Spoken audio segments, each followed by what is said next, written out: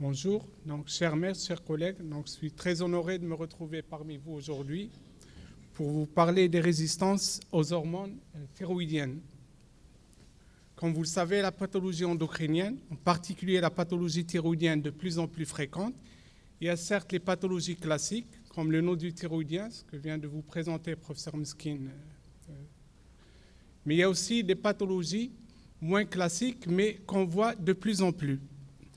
Et quand on parle des résistances thyroïdiennes, il y a les résistances thyroïdiennes classiques ou génétiques qui sont dues à un trouble dans la voie de la signalisation des hormones thyroïdiennes.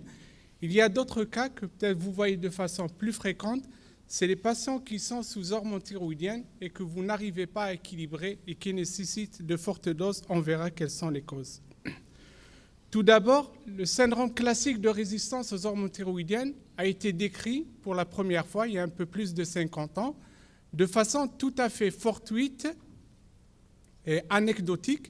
C'était une petite fille âgée de 6 ans qui avait consulté suite à un accident de voiture et chez qui on avait pratiqué des radiographies. Et là, on avait observé des signes radiologiques d'hypothyroïdie. Donc, c'était Refetov qui avait rapporté ce premier cas. Donc, cette fille, elle avait une surdité depuis la naissance, mais à part ça, elle n'avait pas d'autres signes cliniques de dysthyroïdie. Donc, elle avait bénéficié d'un bilan hormonal et on s'attendait à ce qu'elle ait une hypothyroïdie. Et curieusement, ses hormones thyroïdiennes étaient élevées. Donc, Refetov avait alors émis l'hypothèse d'une résistance aux hormones thyroïdiennes et cette hypothèse s'est avérée vraie quand la mutation génétique du récepteur aux hormones thyroïdiennes a été décrite 20 ans plus tard. Donc, c'est quoi la résistance aux hormones thyroïdiennes? Donc, c'est une diminution de la sensibilité ou une diminution de l'activité biologique des hormones thyroïdiennes qui sont sécrétées en quantité normale, voire en quantité excessive.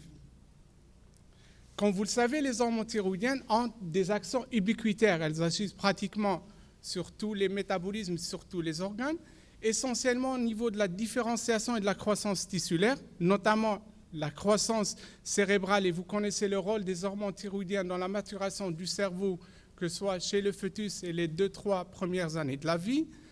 Elles interviennent également, elles régulent le métabolisme cellulaire, augmentent la lipolyse, augmentent la glycémie par augmentation de la glycogénolyse et elles augmentent la néoglycogénèse, elles augmentent la motilité intestinale, la contraction musculaire, la maturation osseuse. Et les actions les plus classiques que vous connaissez, c'est sur le plan cardiaque. Les hormones thyroïdiennes ont un effet inotrope positif, chronotrope positif. Ça, c'est sur le plan périphérique. Sur le plan central, les hormones thyroïdiennes régulent leur synthèse grâce au feedback sur l'axe hypothalamo-hypophysaire. Une augmentation des hormones thyroïdiennes va entraîner une diminution de la synthèse de la TSH et de la TRH, alors qu'à l'inverse, une diminution des hormones thyroïdiennes va stimuler le contrôle ou la synthèse de TSH et de TRH de façon à rétablir une sécrétion hormonale normale. Pour comprendre les résistances, il faut comprendre le mécanisme d'action des hormones thyroïdiennes. Comme vous le savez, la thyroïde produit essentiellement de la T4, à 80% de la production hormonale c'est de la T4, 20% c'est de la T3. Ces deux hormones vont pénétrer au niveau cellulaire grâce à l'action de transporteurs. Il y a certains transporteurs spécifiques, d'autres qui sont moins spécifiques. À l'intérieur de la cellule, comme vous le savez, c'est la T3 qui est l'hormone active. Elle va agir au niveau nucléaire, mais la T3 produite par la thyroïde, ou essentiellement la T3 elle va être produite en intracellulaire grâce à une transformation par l'action des désyodases qui vont enlever un atome d'iode de la T4 et produire la T3. La T3 va se fixer sur son récepteur intranucléaire et cette fixation va induire les actions génomiques des hormones thyroïdiennes. Et les actions, qu'elles soient périphériques ou centrales, diffèrent d'un organe à un autre, et ceci grâce à l'action de récepteurs spécifiques. En gros, il y a deux gros types de récepteurs. Il y a les récepteurs bêta, dont il existe deux sous-types. Le sous-type bêta 2, qui existe essentiellement au niveau hypothalamo-hypophysaire, c'est lui qui régule la sécrétion de la TSH. Elle existe également au niveau de l'oreille interne et de l'œil. Les récepteurs bêta 1, c'est au niveau du foie et du rein. Et les récepteurs alpha, notamment alpha 1, c'est au niveau des organes périphériques. le récepteur alpha-2, il ne médie pas les actions des hormones thyroïdiennes. Donc, il n'a pas d'activité biologique décrite à ce jour. Donc, pour qu'il y ait une résistance, on pourra avoir une anomalie sur la voie de la signalisation. Donc, soit essentiellement, c'est des mutations des récepteurs aux hormones thyroïdiennes, mais on peut avoir aussi une résistance s'il y a une mutation au niveau de la transformation de la T4 en T3, anomalie des désiodases, ou bien une mutation au niveau des transporteurs intracellulaires, donc défaut de pénétration intracellulaire des hormones thyroïdiennes.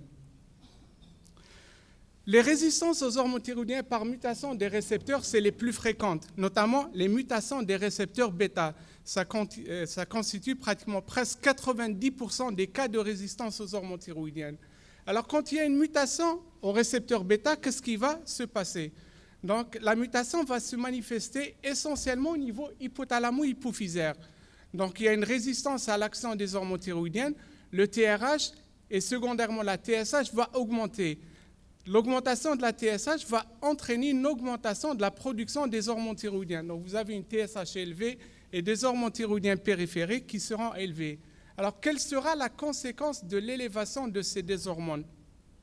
Tout d'abord, la TSH, vous savez son rôle, elle stimule la synthèse des hormones thyroïdiennes, mais elle a également un rôle trophique sur la glande thyroïde. Donc, l'augmentation de la TSH va entraîner une hypertrophie thyroïdienne et donc ça va entraîner un goitre. Le goitre est la manifestation la plus fréquente et la plus classique de la résistance aux hormones thyroïdiennes. L'augmentation des hormones thyroïdiennes, quelle sera l'action sur les organes périphériques? Comme on l'a vu, vous avez vu qu'il y a deux types de récepteurs. Il y a les récepteurs alpha, il y a les récepteurs bêta.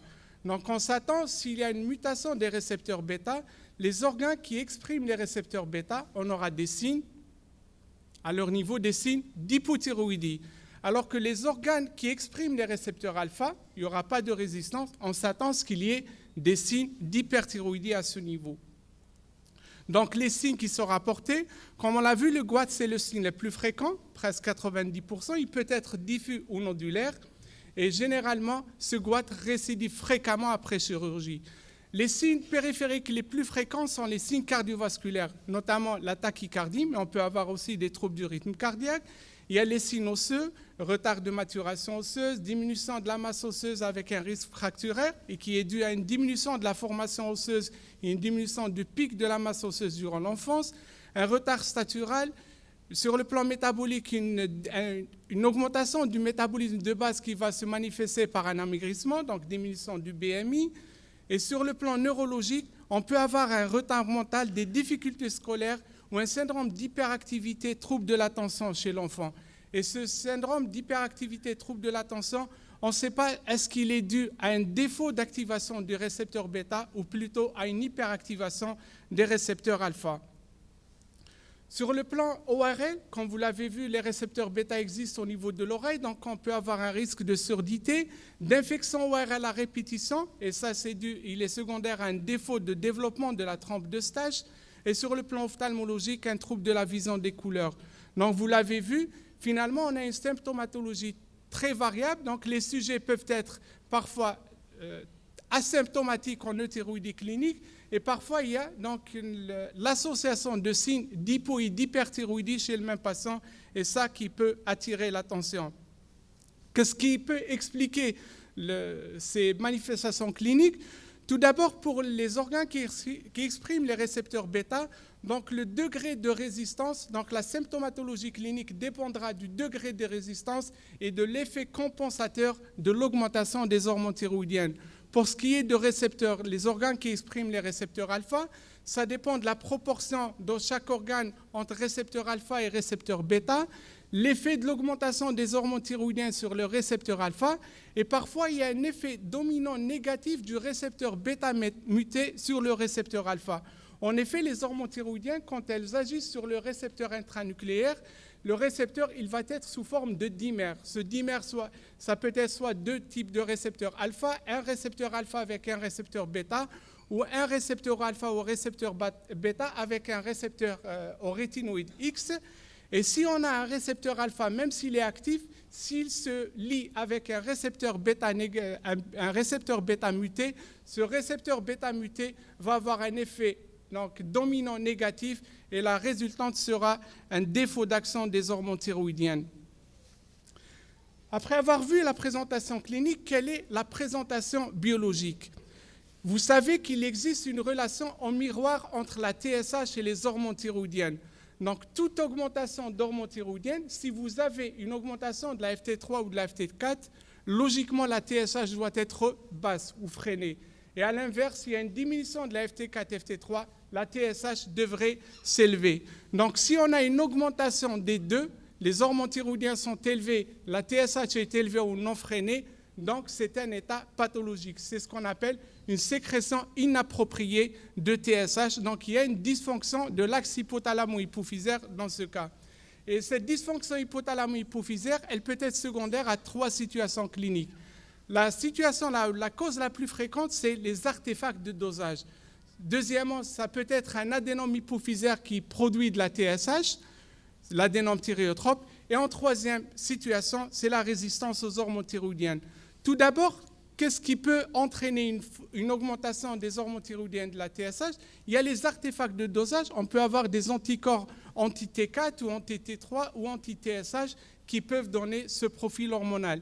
Il y a les anticorps hétérophiles, qui sont des anticorps humains capables d'interagir avec des anticorps de la trousse de dosage, ces anticorps hétérophiles qu'on peut développer suite à des vaccinations, suite à des infections par des contacts avec certains animaux.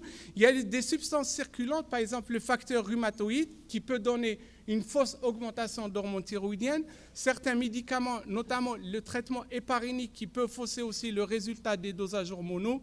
Et enfin, certaines anomalies des protéines de transport, mais qui avec les trousses de dosage actuellement, il y a moins d'interférences. L'essentiel, c'est que quand vous avez ce profil d'augmentation d'hormones thyroïdiennes et d'augmentation de la TSH, il faut refaire les dosages et refaire avec plusieurs techniques ou avec des techniques différentes. Et ça, c'est l'avantage. Donc, la différence des résultats en fonction des différences des techniques veut vous orienter vers un artefact de dosage plutôt que vers un état pathologique. Deuxièmement, il y a l'adénome hypophysaire à TSH. Là, cliniquement, vous allez avoir des signes d'hyperthyroïdie. C'est une pathologie qui est rare. Mais là, ce qui oriente, c'est généralement l'imagerie hypothalamo-hypophysaire, l'IRM hypothalamo-hypophysaire qui va visualiser l'adénome.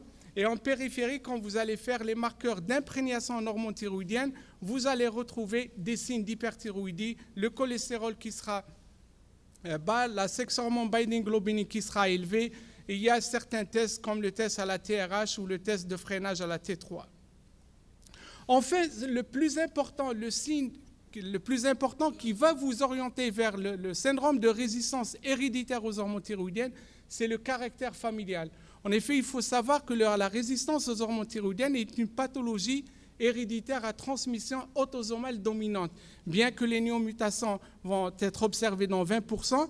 Et souvent, quand on pratique un bilan chez les apparentés de premier degré, on va retrouver le même profil hormonal. Et ça peut vous mener vers l'étude génétique pour confirmer la mutation. Là, on vous donne l'exemple d'une patiente qu'on avait reçue l'année passée. Donc, c'est une patiente. Et là aussi, le diagnostic, il a été fait de façon tout à fait fortuite. C'est une patiente qui avait consulté pour un incident thalame surrénalien, donc une tumeur surrénalienne. Et dans l'interrogatoire, on retrouve que c'est une patiente qui a été suivie pour un trouble du rythme cardiaque, pour une ACFA. On pratique un bilan hormonal chez elle, on retrouve une TSH élevée, une FT3, FT4 élevée, donc un profil de résistance aux hormones thyroïdiennes. On a fait le bilan chez ses enfants, elle avait 10 enfants, donc on avait fait chez les 10 enfants, et là, on tombe de façon tout à fait concordante, 5 enfants avaient le même profil hormonal, donc ça confirme la résistance aux hormones thyroïdiennes. Et quand on avait fait donc l'étude génétique, la mutation a été retrouvée. D'ailleurs, c'était une mutation qui n'a pas été rapportée, donc c'était une nouvelle mutation. Alors, si vous avez cette résistance aux hormones thyroïdiennes, quel est le traitement? Le plus important, c'est de respecter l'équilibre hormonal. Donc, tout ce qui va tendre à diminuer la production d'hormones thyroïdiennes, que ce soit le traitement par antithyroïdien de synthèse, le traitement chirurgical ou le traitement par l'iode radioactif, il faut l'éviter. Il y a certains traitements qu'on peut proposer, comme le traitement par les analogues de la somatostatine ou les agonistes dopaminergiques, pour essayer de diminuer la production de TSH. C'est des traitements qui vont avoir un impact au niveau de l'hypophyse, mais souvent, il y aura un échappement. Certains peuvent utiliser le Triax, donc c'est des analogues des hormones thyroïdiens qui vont avoir un effet freinateur sur la TSH, mais qui n'auront pas un effet donc, le périphérique des hormones thyroïdiennes. Ou bien des traitements qui sont en développement, des agonistes des récepteurs bêta ou des antagonistes des récepteurs alpha pour essayer de limiter les effets périphériques. Mais là, on ne connaît pas quel serait l'impact sur le développement neurologique si on donne des antagonistes des récepteurs alpha. Pour le moment, le traitement qui reste le mieux indiqué, c'est un traitement symptomatique des signes périphériques de l'hyperthyroïdie. Et comme les signes dans ce plaignent les patients, les signes les plus importants dans ce plaignent les patients, c'est les signes cardiovasculaires, notamment la tachycardie. Le traitement le plus conseillé, c'est le traitement par des bêta-bloquants. Comme vous le savez, un des effets médiateurs des hormones thyroïdiennes, c'est essentiellement d'augmenter la transmission bêta-sympathique. On a vu les mutations des récepteurs bêta. Concernant les récepteurs alpha, la première mutation a été rapportée il y a à peu près 5 ans, donc chez une petite fille âgée de 6 ans qui avait un tableau franc d'hypothyroïdie avec un retard statural disharmonieux, retard de la maturation osseuse, retard mental.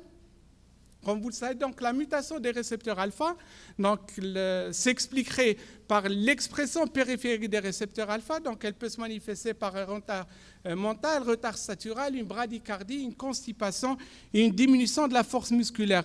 Le profil hormonal, il est un petit peu différent par rapport au syndrome classique de résistance aux récepteurs bêta. Là, on aura une TSH qui sera normale ou élevée. Par contre, la FT4, elle va être normale ou basse, et c'est surtout la FT3 qui va être élevée avec une augmentation du rapport FT4-FT3, une diminution du rapport FT4-FT3. Normalement, ce rapport est égal à 4. Ceci s'expliquerait par une augmentation de l'activité de la désiodase de type 1 et une diminution de l'activité de la désiodase de type 3. Ces deux désiodases, la désiodase de type 1, elle est inhibée. Il y a un feedback, un rétrocontrôle négatif des hormones thyroïdiennes sur cette désiodase. Donc, s'il y a une résistance, l'activité va être augmentée. Il y aura une transformation excessive de la T4 en T3, ce qui expliquerait la diminution de la T4 et l'augmentation de la T3. Et à l'inverse, la diminution de l'activité de la désiodase de type 3 va entraîner une diminution de la dégradation de la T3, ce qui va encore augmenter davantage le taux de FT3. Concernant le traitement, chez ces patients, on a une diminution de la FT4 par un excès de dégradation. Donc, c'est essentiellement un traitement par de l'évothyrox ou de la T4. Deuxièmement, les résistances par anomalie des transporteurs membranaires. Il faut savoir, auparavant, on pensait que le passage intracellulaire des hormones thyroïdiennes était un passage passif. En fait, c'est un passage actif qui est médié par plusieurs transporteurs. Et les plus importants, ce transporteur, le MCT8, qui est exprimé au niveau des cellules nerveuses et qui a un rôle important dans la médiation de l'action des hormones thyroïdiennes au niveau du cerveau. Donc, une mutation de ce récepteur, donc c'est une mutation, l'expression de ce récepteur est liée à l'X, donc ces mutations vont se manifester chez le garçon. Donc, on aura essentiellement, donc, comme conséquence, un retard mental sévère. Et sur le plan biologique, vous aurez une TSH augmentée et une augmentation de la FT3 avec une FT4 qui sera diminuée.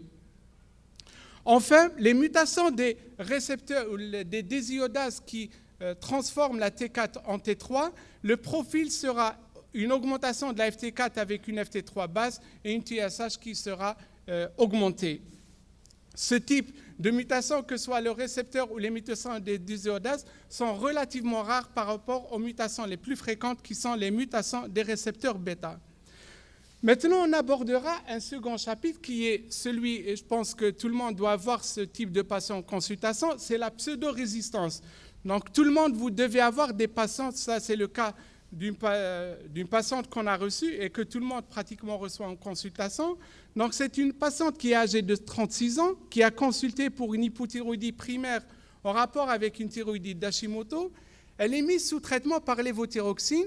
On augmente progressivement les doses et on arrive jusqu'à 350 microgrammes par jour. Ce qui lui fait, elle pèse 62 kg. Par rapport à son foie, c'est une dose qui est presque équivalente à 6 microgrammes kilo jour. alors que la dose habituelle de substitution est inférieure à 2 microgrammes par kilo par jour. Cependant, malgré cette forte dose, sa TSH reste toujours élevée entre 30 et 40 et son FT4 reste basse. Cliniquement, la patiente elle présente des signes cliniques francs d'hypothyroïdie. Elle ne prend pas d'autres médications qui peuvent altérer l'absorption des hormones thyroïdiennes et n'a pas d'autres pathologies chroniques ou pathologies connues qui peuvent aussi altérer l'absorption des hormones thyroïdiennes. Alors, devant cette patiente, qu'est-ce que vous allez faire? Quelle sera votre conduite à tenir?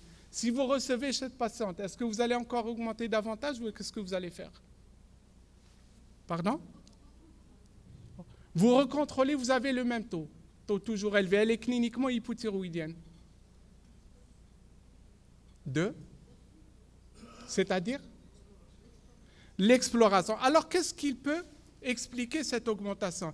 Il faut savoir que l'hypothyroïdie est une pathologie fréquente. Elle touche pratiquement 8% de la population mondiale.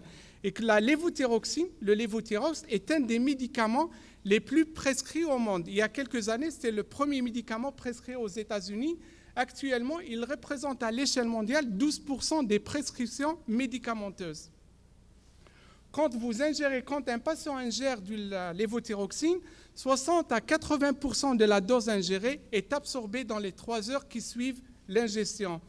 Et il faut savoir que pour une absorption optimale, le pH doit être acide. Donc, un pH bas est le primum movens pour une absorption optimale des hormones thyroïdiennes. Après l'absorption, donc la thyroxine va subir un métabolisme au niveau du foie, excrétée au niveau de la bile sous forme conjuguée, déconjuguée et réabsorbée dans l'intestin. La dose habituelle de substitution chez le sujet normal, c'est 1,6 à 1,8 microgrammes par kilo par jour. En moyenne, c'est entre 1 et 2 microgrammes par kilo par jour. Une dose élevée, quand elle dépasse les 2 à 2,1 microgrammes par kilo par jour, et surtout si vous avez une dose qui dépasse les 300 microgrammes par kilo par jour, là, vous devez suspecter soit un problème de malabsorption, soit une interférence médicamenteuse, soit une non-adhérence des patients à la prise de leurs médicaments. Premièrement, il faut savoir que la biodisponibilité du lévothyrox est de 80% quand le médicament est absorbé à jeun, alors qu'elle n'est que de 64% quand il est pris avec des aliments. C'est pour ça d'ailleurs qu'on conseille de prendre la lévothyroxine à jeun. Alors il y a des études qui ont fait étudier un petit peu le temps optimal par rapport au petit déjeuner. Donc il a été observé que le temps optimal pour la prise de lévothyroxine, c'est 60 minutes avant le petit déjeuner. Si on n'arrive pas à respecter ce premier principe, la deuxième méthode, c'est de le prendre à distance 3 heures, 4 heures après le repas. C'est par exemple de le prendre 3 heures après le dîner, au coucher. Si les gens, par exemple, dînent un peu précocement. Et en troisième position, c'est de le prendre au minimum 30 minutes avant le petit déjeuner. Car il faut savoir qu'il y a plusieurs aliments qui altèrent ou qui diminuent l'absorption du lévothyrox, notamment les fibres alimentaires, le soja, mais essentiellement le café. Si vous prenez, donc s'il n'y a pas un délai respecté entre la prise du lévothyroxine et la prise du café du matin, l'absorption va être fortement réduite.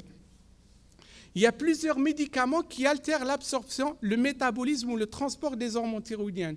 Premièrement, les médicaments qui sont les plus incriminés, c'est le calcium, c'est le fer, les inhibiteurs de la pompe à protons, la cholestéramine, les laxatifs. Tous ces médicaments diminuent l'absorption du lévothyrox. Il y a les inducteurs enzymatiques comme le phénobarbital, les antiépileptiques, les antituberculeux par augmentation du métabolisme. Il y a enfin les œstrogènes, par exemple la pilule contraceptive, le tamoxifène, le mitotin, qui vont augmenter les besoins en hormones thyroïdiennes par augmentation de la protéine transporteuse et donc diminution de la fraction libre, d'où augmentation des besoins. Il y a aussi un facteur important, c'est la pathologie gastro-intestinale qu'il faudrait envisager quand on a des patients qui nécessitent de fortes doses de lévothyroxine. Et on a notamment les gastrites à Helicobacter pylori, les gastrites atrophiques, la maladie cœliaque, la giardiase, les maladies inflammatoires intestinales ou les patients qui ont subi une chirurgie bariatrique. À titre d'exemple, certains patients qui avaient une gastrite atrophique ou une gastrite à Helicobacter pylori ont vu leurs besoins en lévothyroxine diminuer pratiquement d'un tiers après traitement de cette pathologie gastrique.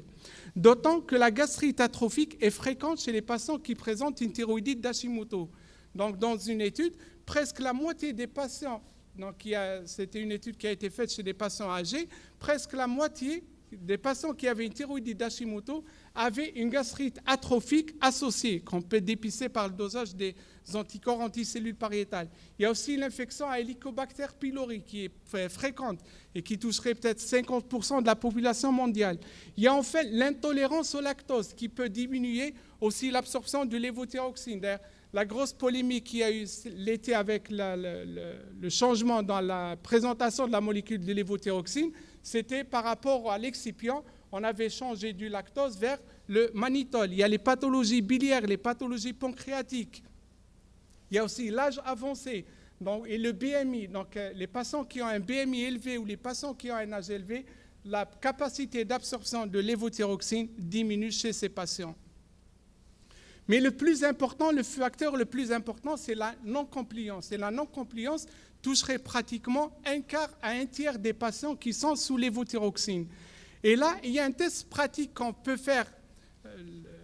On peut le faire en milieu hospitalier, mais en fait, c'est un test qui n'est pas très dangereux. C'est le test d'absorption à la lévothyroxine. Ça vous paraît un petit peu donner 1000 microgrammes, c'est-à-dire 10 comprimés à 100 microgrammes de lévothyroxine pour le patient. Ça vous paraît un petit peu risqué, excessif, mais pas du tout. Pourquoi? Parce que quand vous allez donner de la LT4, on a vu tout à l'heure, ce qui agit, c'est la T3 qui agit. Donc, quand on va donner de la T4, il faut qu'elle soit transformée en T3 pour entraîner les signes des hormones thyroïdiennes. Donc, si vous donnez 1000 microgrammes de lévothyroxine en une seule prise, vous n'allez pas avoir des signes d'intolérance chez votre patient. Et là, on va faire le dosage de la TSH, de la FT3 et de la FT4, et essentiellement de la FT4. Quand on a une élévation significative de la FT4 après prise de cette dose de charge de lévothyroxine, là, ça nous permet pratiquement d'éliminer les pathologies, un problème de malabsorption, et là, ça permet de confirmer le problème de non-compliance au patient. Et ça nous arrive parfois en pratique, ce qu'on fait, et ce qui est préconisé quand on suspecte une non-compliance, c'est de donner, et ça revient dans certaines recommandations, dans les recommandations de l'ATA, quand vous suspectez la non-compliance, on peut donner la dose totale d'une semaine en une seule prise hebdomadaire. Et ça nous est arrivé pour vérifier la compliance chez les patients, de les convoquer une fois par semaine, de leur donner leur dose complète hebdomadaire et de recontrôler la TSH 6 à 8 semaines après. La normalisation de la TSH donc, nous confirme que c'était des patients qui étaient donc, non compliants avec leur traitement. Donc, en conclusion, il est important, premièrement, concernant les résistances génétiques aux hormones thyroïdiennes, il est important d'y penser devant une situation clinique et un profil hormonal évocateur, et ceci afin de proposer une prise en charge adéquate et surtout d'éviter des thérapeutiques intempestives. Si vous avez un patient qui présente un goitre secondaire à une résistance au récepteur bêta, que vous allez opérer, vous allez faire une thyroïdectomie totale. Premièrement, il y a le risque de récidive de son goitre, mais essentiellement, ça va être très difficile de l'équilibrer par la suite. Pourquoi? Parce que vous savez que quand on opère, on surveille sur la TSH. Or, s'il y a une résistance, la TSH ne deviendra plus un élément sensible pour surveiller la substitution de ce patient, et ça va être un patient qui sera difficile à prendre en charge. Deuxièmement, concernant les pseudo-résistances, que ce soit la polymédication, la polypathologie et surtout la non-adhérence au traitement, fait que nous sommes de plus en plus confrontés à des situations de déséquilibre du traitement de l'hypothyroïdie qui nécessitent certes une prise en charge médicale, une démarche diagnostique bien établie, mais surtout ces patients vont nécessiter un accompagnement psychologique afin donc c'est que si vous prenez médicalement sans qu'il y ait un accompagnement psychologique, c'est pratiquement l'échec de la prise en charge de ces patients, et je vous remercie.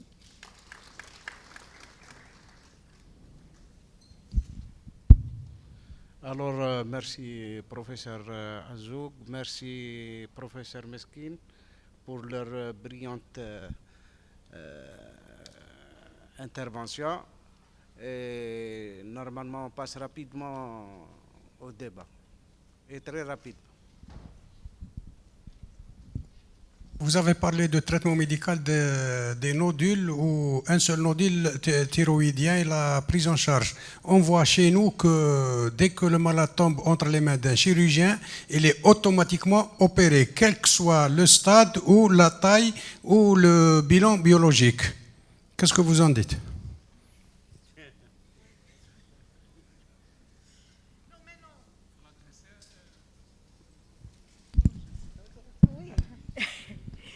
Oui, c'est vrai.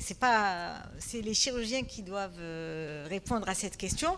Mais juste, je dirais que de par le monde actuellement et toutes les recommandations, ils opèrent de moins en moins. L'objectif est d'opérer de moins en moins de malades parce que le carcinome de la thyroïde, la fréquence, elle est de 5 à 10%. Donc, 90% des malades n'ont pas besoin d'être opérés. En dehors de ça, maintenant, il y a de plus en plus d'alternatives à la chirurgie, même pour les gros nodules. On peut presque entièrement, tous les nodules bénins, envisager des alternatives plutôt que la chirurgie. Maintenant, quant au reste, je ne sais pas pourquoi ils opèrent. Dans le secteur étatique, c'est vrai qu'il y a rarement des malades qui sont pris en charge en chirurgie, mais dans le secteur privé, 99% des patients qui présentent, surtout des patientes qui présentent des nodules thyroïdiens, sont opérés dès qu'ils tombent entre les mains d'un chirurgien. Donc même pour les anomalies, la néoplasie thyroïdienne, même dans les cas, les 3 et 4 de la classification Bethesda 2017, ils essaient de ne pas les opérer. Ils font tout pour limiter la chirurgie. Alhamdoulilah, actuellement, nous avons au niveau de Chlef une demi-douzaine d'endocrinologues qui prennent en charge. Avant, il y a 2 ans, 3 ans de ça, il n'y avait pas d'endocrinologue à notre niveau, mais alhamdoulilah, actuellement, Chlef, c'est une belle 6, 7, 8 endocrinologues. On va essayer d'éviter le passage entre les mains des chirurgiens. Avec ça. Professeur Meski, vous avez parlé du nodule thyroïdien, mais vous avez parlé que le côté chirurgical. Et vous avez dit qu'il ne faut pas traiter. Et si on trouve une perturbation hormonale, nodule et... Il a fallu beaucoup de plaques. Si vous avez une hyperthyroïdie, bien sûr, vous traitez l'hyperthyroïdie. Si vous avez une hypothyroïdie, bien sûr, vous traitez l'hypothyroïdie. C'est les nodules qui sont euthyroïdiennes, donc sans signe de dysthyroïdie. Donc là, il n'y a pas, pour les nodules donc sans signe de dysthyroïdie, il n'y a pas de nécessité de donner un traitement freinateur. Parce qu'avant, on pensait que quand on avait un nodule thyroïdien ou un goître multinodulaire, il fallait freiner la TSH pour éviter diminuer le volume. Voilà. Ce qu'il disait, Mais maintenant, partout, ils disent qu'il n'y a aucune nécessité de traiter.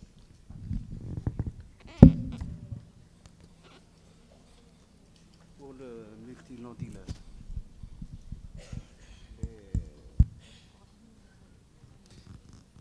Micro, s'il vous plaît.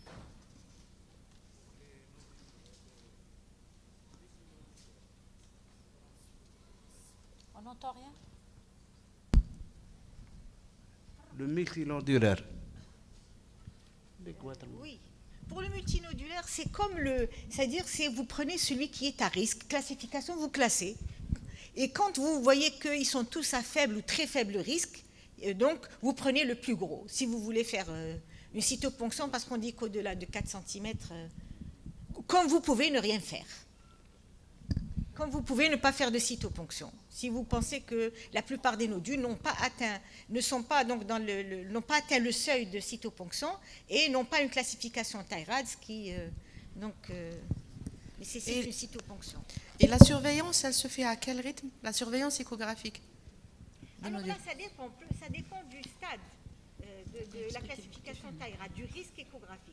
Si vous avez des faibles risques, ils ne vous disent pas avant 2 ans si vous êtes dans le... Mais maintenant, si vous avez un risque plus élevé, il y a à 6, 12 mois, donc et puis après, ils vont jusqu'à 5 ans. Il y en a qui disent au-delà de 5 ans si le risque est faible, il n'y a pas nécessité d'aller au-delà. Si on a un très faible risque, par exemple.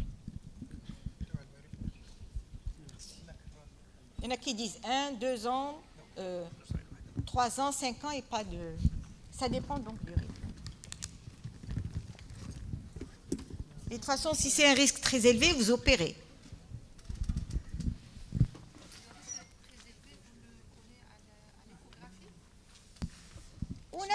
y a le risque Mais j'ai pas échographique. ajouté. On a vu les différentes éventualités. Soit vous avez un risque, une cytologie bénigne. Si vous avez la cytologie bénigne, c'est bon. Avant, il disait on fait 2 cytologies, après on s'arrête. On peut faire une deuxième cytologie si indiquée, mais autrement, si c'est bénin, on s'arrête. Maintenant, si on a un risque, s'il y a une discordance, un risque échographique élevé, un risque cytologique élevé, une bénignité, là, vous surveillez. Pas au-delà de 2 fois. Vous faites une cytoponction et en principe, quand la cytoponction est bénigne et que le risque, donc on s'arrête.